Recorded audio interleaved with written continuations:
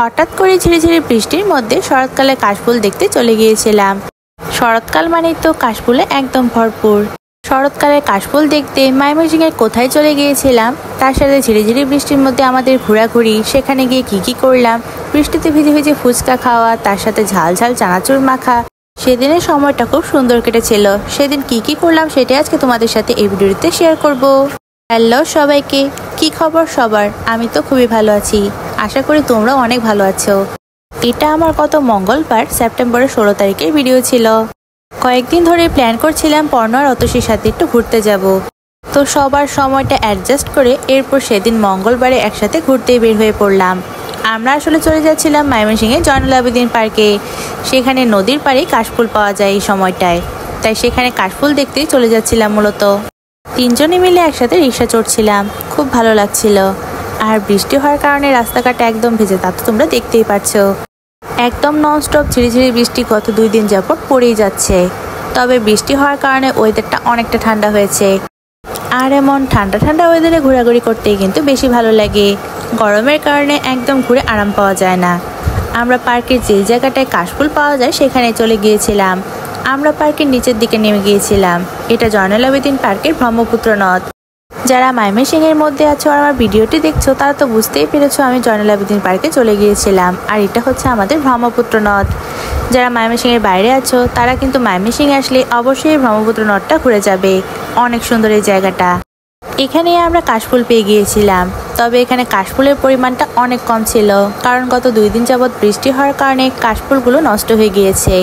বৃষ্টি না থাকলে হয়তো কাশফুলগুলো আরও সুন্দর দেখা যেত।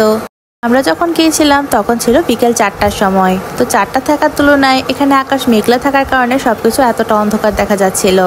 তবে বৃষ্টির ওয়েদার থাকাতেও ওয়েদারটা কিন্তু সুন্দর লাগছিল। তার সাথে এই সুন্দর ওয়েদারে ছবি না তুললে তো একদম চলবে না। তো এখানে অনেক ছবি তুলেছিলাম আমরা। এরপর আমরা ছবি তুলে নেওয়ার পর চলে গিয়েছিলাম জয়নুল আবেদিন পার্কের ভিতর দিকে। গত 2 দিন আগেও তোমাদের সাথে ময়মনসিংহের জয়নুল আবেদিন পার্কে ঘোরাঘুরি নিয়ে একটি ব্লগ ভিডিও শেয়ার করেছিলাম।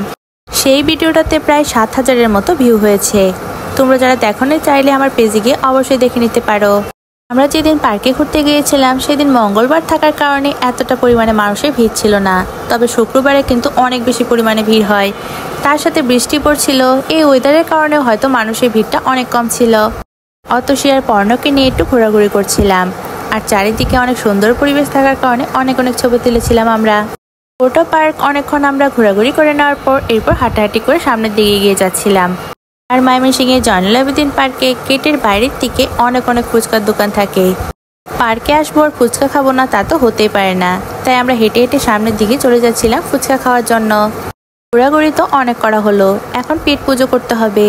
এখানে আমরা রাকিব মামার ফুচকার দোকানে বসে পড়েছিলাম। অতসী বলছিল এখানে ফুচকাগুলো খেতে নাকি অনেক বেশি মজা হয়, তাই ভাবলাম এখান থেকেই ট্রাই করা যাক।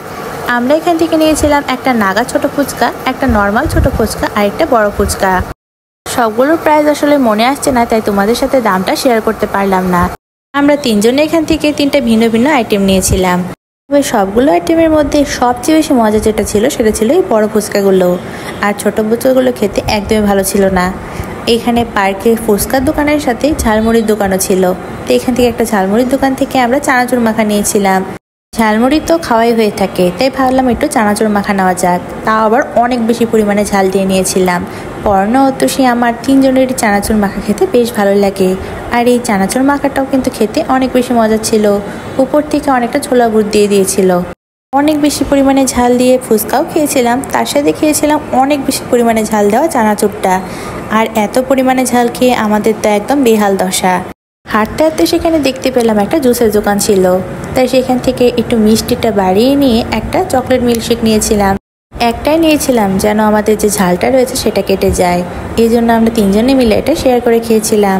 আর দিন যেহেতু ঠান্ডা ছিল আর যেহেতু বৃষ্টি পড়ছিল সেজন্য এই ঠান্ডাটা না খেলেও চলতো। তবে ঝালের কারণে এটা নিয়েছিলাম আমরা। চকলেট মিল্কশেকটা কিন্তু অনেক বেশি পরিমাণে মজা ছিল, আমরা শেয়ার করে খেয়েছিলাম। এটার প্রাইস নিয়েছিল 80 টাকা। অনুযায়ী পরিমাণটা একটু কম লেগেছে, তবে খেতে কিন্তু ভালোই ছিল। আমরা বিকেল 4টার সময় বের হয়েছিলাম আর দেখতে দেখতে সন্ধ্যা হয়ে গিয়েছিল। বাইরেও অন্ধকার হয়ে গিয়েছিল আর বৃষ্টিও পড়ছিল। এরপর বাসায় চলে আসি। আর তার সাথে আমার আজকে ভিডিওটি তোমাদের সাথে এখানেই শেষ করছি। আমার আজকের ব্লগটা যদি ভালো লাগে অবশ্যই একটি লাইক করে দিবা সবাই। নেক্সটে নতুন ব্লগ নিয়ে আবার দেখা হচ্ছে। Thanks for watching, by.